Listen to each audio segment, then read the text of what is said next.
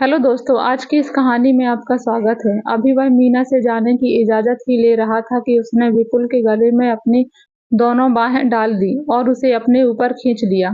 फिर वह यह कहते हुए ज़ोरों से उसे चीखते हुए बोली, इतनी जल्दी भी क्या है जीजाजी, सारी रात अपनी ही है। आखिर इसी के लिए तो मैंने पेट में दर्द होने का बहाना किया था, ताकि सारी रात तुम मेरी। विपुल की शादी में स्टेज पर जब वर और वधू को मालाएं पहनाई जा रही थी, तभी दुल्हन के बगल में खड़ी एक खूबसूरत लड़की ने मुस्कुराते हुए अपनी एक आंख दबा दी, तो विपुल झेप गया था। शर्मीला होने के चलते विपुल दोबारा उस लड़की को देखने की हिम्मत नहीं जुटा पाया। परंतु शादी के बाद जब विदाई का समय आया, तब वही लड़की चहलबाजी करते हुए बोली, मुझे अच्छी तरह से पहचान लीजिए जीजाजी, मैं हूँ आपकी साली मीना। दीदी को ले जाने के बाद वह मुझे भूल मत जाइएगा। नहीं भूलूंगा मीना, भला साली को भी कोई भूल सकता है? विपुल ने धीरे से मुस्कुराते हुए कहा। क्यों नहीं, जब घरवाली साथ में हो तो साली को कौन याद करता है? विपुल ने हंसते हुए कहा, मैं हूं ना तुम्हें याद करने वाला, अब फिक्र क्यों करते हो? कहते हुए विपुल अपनी बीवी सुमन के साथ घर से बाहर निकल गया। कुछ दिनों के बाद मीना अपने पिता के साथ सुमन से मिलने उसके घर आई और एक हफ्ते के लिए वहीं रह गई, जबकि उसके पिता बेटी से मिलकर बाद में उसी रात अपने घर वापस आ गए। मीना विपुल के बर्ताव से काफी खुश थी। सीमा बहुत घुल-मिल कर बातें करने चाहती थी, पर विपुल संकोची होने के चलते खुलकर उससे बात नहीं कर पाता था। वह अकेले मुस्कुराकर ही रह जाता था। तभी मीना झुंझलाकर रह जाती थी। एक दिन सुमन के कहने पर विपुल मीना को घुमाने ले गया। जब वह मीना को ऐतिहासिक जगहों पर सैर करा रहा था, तब वह विपुल के संग ऐसे चिपक कर चल रही थी मानो उसकी बीवी हो। मीना के बदन को छू जाने से विपुल अंदर ही अंदर सुलग उठता। उसकी नजर मीना के जिस्म पर पड़ी। विपुल को अपनी तरफ घूरता देख मीना ने शरारत भरे अंदाज में पूछ ही लिया, क्या देख रहे हो जीजाजी? यह सुनकर थोड़ा झिझकते हुए विपुल बोला, तुम्हारे करंट मारने वाले जिस्म को देख रहा हूँ। मीना, तुम बहुत खूबसूरत हो, सच तो फिर हासिल क्यों नहीं कर लेते? मीना मुस्कुराते हुए बोली, तुम यह क्या कह रही हो? विपुल ने हैरानी से पूछा। मीना बोली, हाँ, इसमें हर्ज ही क्या है?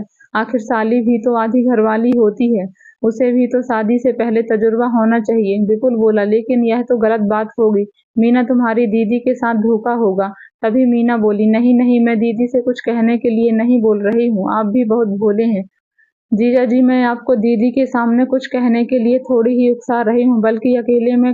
कहते हुए मीना ने अपनी बात अधूरी छोड़ दी।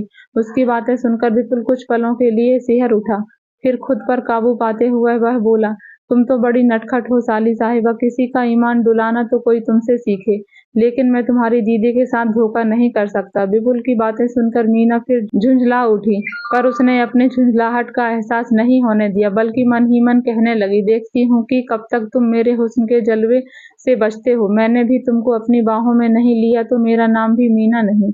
घूम फिर कर घर आने के बाद सुमन ने मीना से पूछा, घूम आई मीना, कैसा लगा जीजा जी का साथ? यह भी कोई पूछने वाली बात है दीदी, प्यारे प्यारे जीजा जी के साथ तो बड़ा मजा आया। क्योंकि जीजा जी खुशी से चहकते हुए मीना ने ही सवाल कर दिया, यह तो मुझसे बेहतर तुम्हें बता सकती है साली साहिबा, बड़ी मुश्किल से।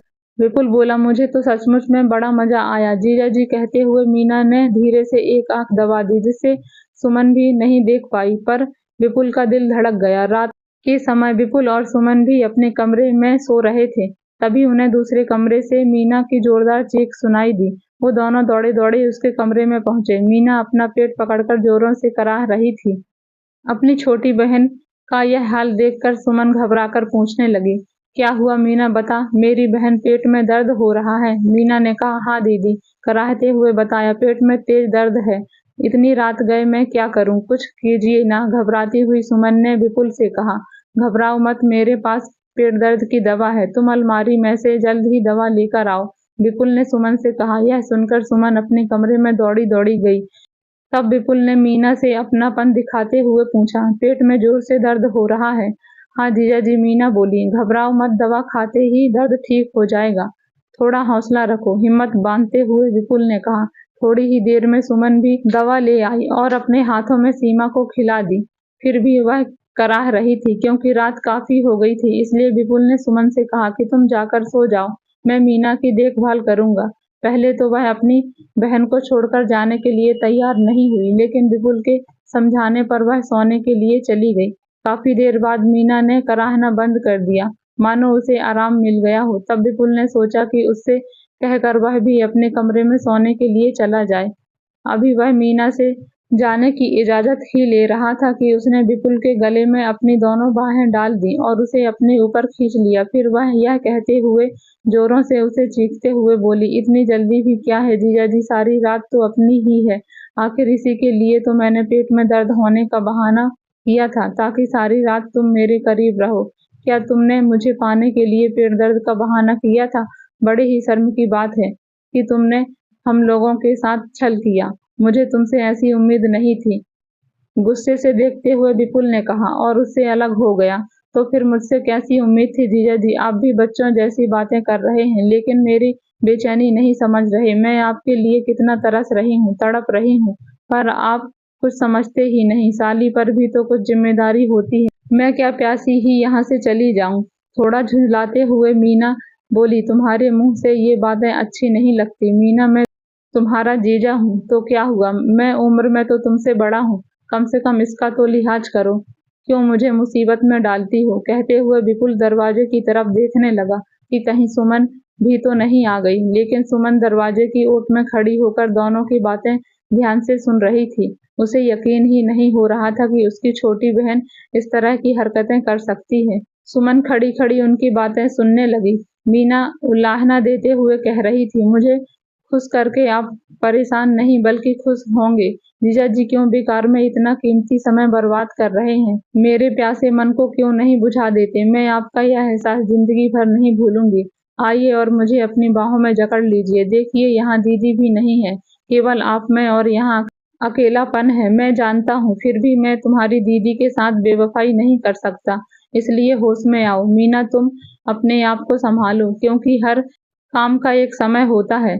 इसलिए अपनी इज्जत संभाल कर रखो, जो तुम्हारे होने वाले पति की अमानत है। मैं तुम्हारे पिताजी से कहकर जल्द ही तुम्हारी शादी करवा दूंगा। समझाते हुए विपुल ने कहा, शादी के बारे में मैं जीजा जी बाद में सोचा जाएगा, पहले आप मुझे अपनी बाहों में तो ले लीजिए। देखते ही कि मेरे अंग अंग टूट रहा है। कहते हुए मीना एक बार फिर विपुल से लिपट गई। विपुल ने गुस्से में उसके गाल पर एक जोरदार तमाचा जड़ दिया और बोला, कितने भरोसे से तुम्हारे पिताजी ने तुम्हें हमारे पास छोड़ा है और मैं उनका भरोसा तोड़ दूं? तुम्हारी दीदी भी मुझे पर कितना भरोसा करती है, मैं उसका भी भरोसा तोड़ दूं? नहीं, मैं ऐसा हरगिज नहीं कर सकता। हाँ, तुम्हारे संग हंसी मजाक और छेड़छाड़ कर सकता हूँ, लेकिन यह भी एक हद तक ही।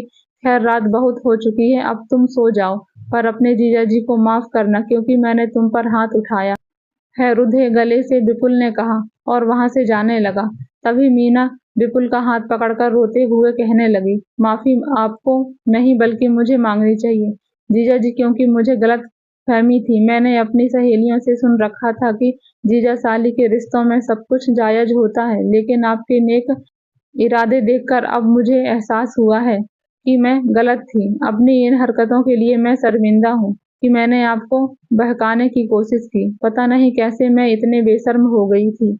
क्या आप अपनी साली को माफ नहीं करेंगे? जीजा जी कहकर मीना ने अपना सिर झुका लिया। क्यों नहीं, माफ तो अपनों को ही किया जाता है, और फिर तुम तो मेरी साली हो। कहते हुए विपुल ने प्यार से उसके गालों को थपथपा दिया। विपुल सोने के लिए मीना के कमरे से निकलकर अपने कमरे की ओर चल दिया। उससे पहले ही सुमन कमरे में पहुंचकर पलंग पर ऐसे सो गई जैसे कुछ जानती ही ना हो, लेकिन उसे अपने पति पर गर्व जरूर हो रहा था कि वह बहकने वाला इंसान नहीं बल्कि सही रास्ता दिखाने वाला इंसान है। अगले दिन सुबह मीना काफी खुश नजर आ रही थी। उसने चहकते हुए सुमन से कहा, दीदी, अब मैं घर जाना चाहती हूँ, क्योंकि मेरी पढ़ाई का नुकसान हो रहा है। क्यों जीजा जी, मुझे पहुंचाएंगे? विपुल ने मुस्कुराते हुए कहा, हाँ हाँ, क्यों नहीं। जीजा अपनी साली की हर बात का ख्याल नहीं रखेगा तो कौन रखेगा? मैं तुम्हें घर छोड़कर आऊंगा।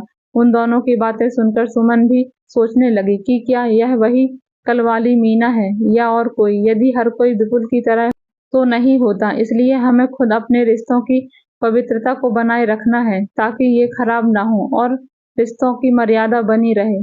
तो दोस्तों, आप लोगों को ये कहानी कैसी लगी? आशा करती हूँ कि कहानी अच्छी लगी होगी। यदि अच्छी लगी हो तो वीडियो को लाइक, कमेंट और चैनल पर नए हैं तो चैनल को सब्सक्राइब करके बेल आइकन को जरूर दबाएं।